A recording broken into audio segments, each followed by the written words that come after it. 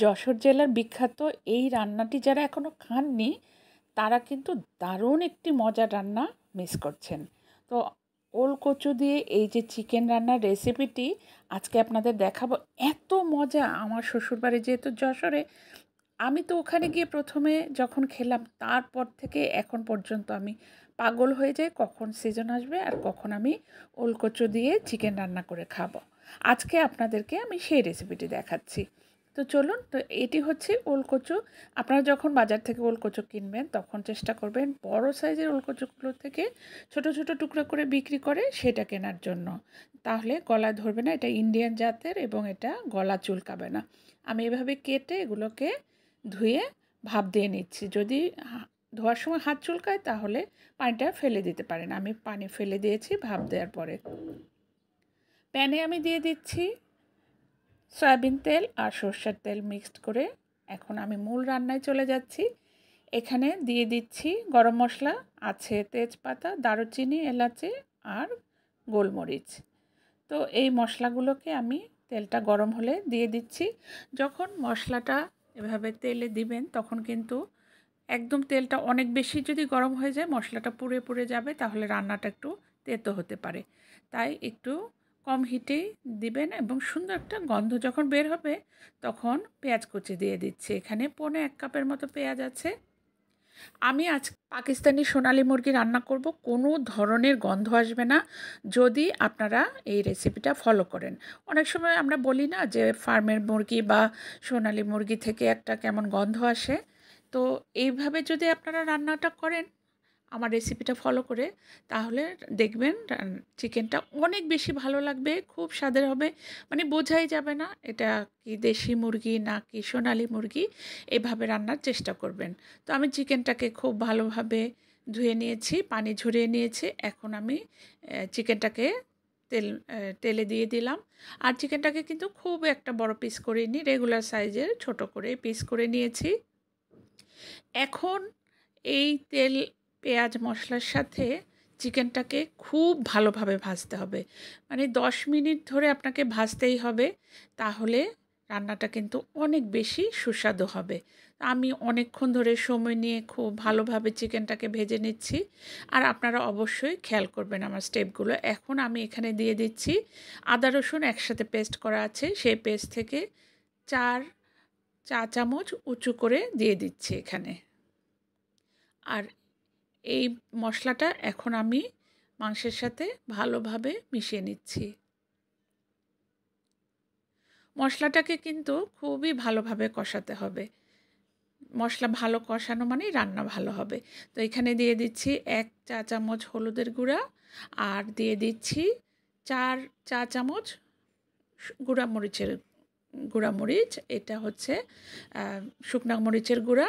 আর যেহেতু এই রান্নাটা কচু রান্না, কচুতে কিন্তু তেল মশলা ঝাল একটু বেশি লাগে, আর যশোরের খাবার মানে একটু ঝাল হবে। তো এই চিকেনটা, ওলকচু দিয়ে চিকেনটা রান্না করছে, এটা কিন্তু অনেক বেশি ঝাল ঝাল হলে খুবই ভালো লাগবে। তো সেই আন্দাজে আপনারা ঝালটা দেবেন। আমি এখানে যতটুকু দিয়েছি আপনারা চাইলে কম বা বেশি দিতে পারেন, তবে একটু ঝাল ঝাল হলেই বেশি ভালো লাগে। এখন আমি মশলাগুলো খুব ভালোভাবে কষিয়ে নিচ্ছি সামান্য একটু পানি দিয়ে। মশলাটা যত ভালো কষাবেন, যত সময় নিয়ে কষাবেন, তত বেশি রান্নাটা মজা হবে। অনেক সময় আমরা দেখি যে সিম্পল রান্নাও অনেকে অনেক ভালো করে রান্না করেন, খেতে খুবই টেস্টি হয়। আসলে সেজন্য আলাদা কোনো মশলা না, কিছু ছোট ছোট টিপস ফলো করলেই কিন্তু রান্না অনেক বেশি মজার হয়, সুস্বাদু হয়। সেই টিপসগুলো কিন্তু আমি চেষ্টা করি সব সময় আপনাদের সাথে শেয়ার করার জন্য। তো আমি এখানে দেখুন মশলাটাকে খুব ভালোভাবে মাংসের সাথে কষিয়ে নিচ্ছি। আমি যখনই আমার শ্বশুরবাড়িতে যাই যশোরে, তখন আমি চেষ্টা করি কিছু নতুন নতুন রেসিপি শিখে আসতে, কারণ আমার শ্বশুরবাড়ির রান্না অনেক বেশি মজার হয়। আর বিভিন্ন জেলার নতুন নতুন রান্না ট্রাই করতে বা খেতেও আমার খুব ভালো লাগে। তো যশোরে ওলকচু খুবই প্রিয়।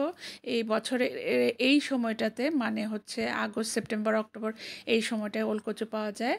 তো এই সময়টায় ওলকচু খুবই খাওয়া হয়। আমি ভাপ দেওয়া ওলটাকে এখন দিয়ে দিচ্ছি। এখানে ভাপ দেওয়া মানে 50% সেদ্ধ করে নিয়েছি, আর বাকি 50% আমি কষাতে কষাতে এবং ঝোল দেওয়ার পরে সেদ্ধ হয়ে যাবে। এখন ওলকচু এবং মাংসটাকে একসাথে ভালোভাবে মিশিয়ে নিচ্ছি। আর আমি এটা ধোয়ার সময়, ওলকচুটা ধোয়ার সময় একটু হাত চুলকাচ্ছিল, তাই আমি ভাপ দিয়ে পানিটা ফেলে দিয়েছি। আর যখন আপনারা বড় সাইজের ওলকচু কিনবেন বাজার থেকে, সেটা কিন্তু ইন্ডিয়ান জাতের, সেটা গলা চুলকায় না এবং সেটা কিন্তু খেতেও অনেক টেস্টি। আপনারা ট্রাই করবেন সেটা কেনার জন্য।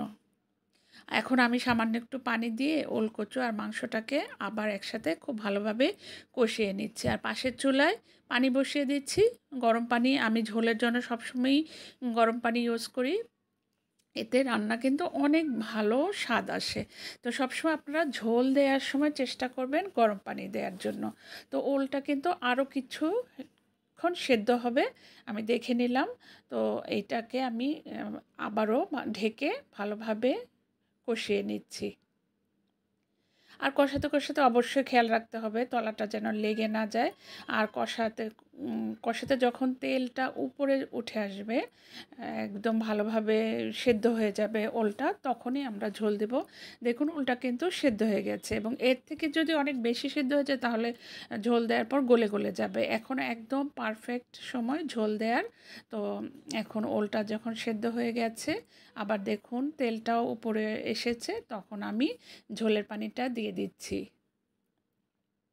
ঝোলটা কিন্তু একটু বেশি দিতে হবে, কারণ কচু কিন্তু যখন ঠান্ডা হয়ে যায় রান্নার পরে, তখন কিন্তু ঝোলটা অনেকটা টেনে আসে। সেই আন্দাজে কিন্তু ঝোলটা দিতে হবে।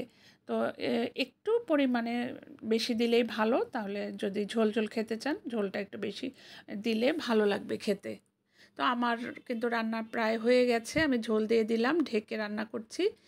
আর বেশিক্ষণ চুলায় জাল দিতে হবে না, রান্না মোটামুটি হয়ে গেছে। আমি লবণটা দেখে নিলাম, আর একটু লবণ দিয়ে, আর এখন সামান্য ভাজা জিরের গুঁড়োটা নামানোর আগে দিয়ে দিলাম। আর রান্না কমপ্লিট হয়ে গেছে। এখন আমি মশলাগুলো জাস্ট একটু মিশিয়ে ঢেকে চুলাটা বন্ধ করে দিচ্ছি। আর ওলগুলো কিন্তু এত লোভ লাগছে আমার দেখে, মনে হচ্ছে শুধু শুধু খেয়ে নিই। ওল যে এত মজা আগে আমি জানতাম না। আগে ভাবতাম যে গলা চুলকায়, সে ভয় পেতাম, কিন্তু এখন আমি ওলের প্রেমে পাগল। এত ভালো লাগে। এই যে আপনাদের সার্ভ করে দেখাচ্ছি, দেখুন রান্নাটা কিন্তু অনেক সুন্দর হয়েছে। কালারটা যেমন সুন্দর, খেতেও কিন্তু অনেক বেশি সুস্বাদু হয়েছে। আশা করি আমার রেসিপিটি আজকে আপনাদেরকে ভালোভাবে দেখাতে পেরেছি, টিপসগুলো বোঝাতে পেরেছি, এবং আশা করি আপনাদের কাছে ভালো লেগেছে। এবং আপনাদের কাছে কেমন লাগলো, কে কোথা থেকে দেখছেন, অবশ্যই আমাকে কমেন্টস করে জানাবেন। আমি কিন্তু আপনাদের কমেন্টসের অপেক্ষায় থাকি। তো এই রেসিপিটি আপনারা অবশ্যই সিজন থাকতে থাকতে এখনই একবার ট্রাই করে দেখবেন। সবাই ভালো থাকুন। আল্লাহ হাফেজ।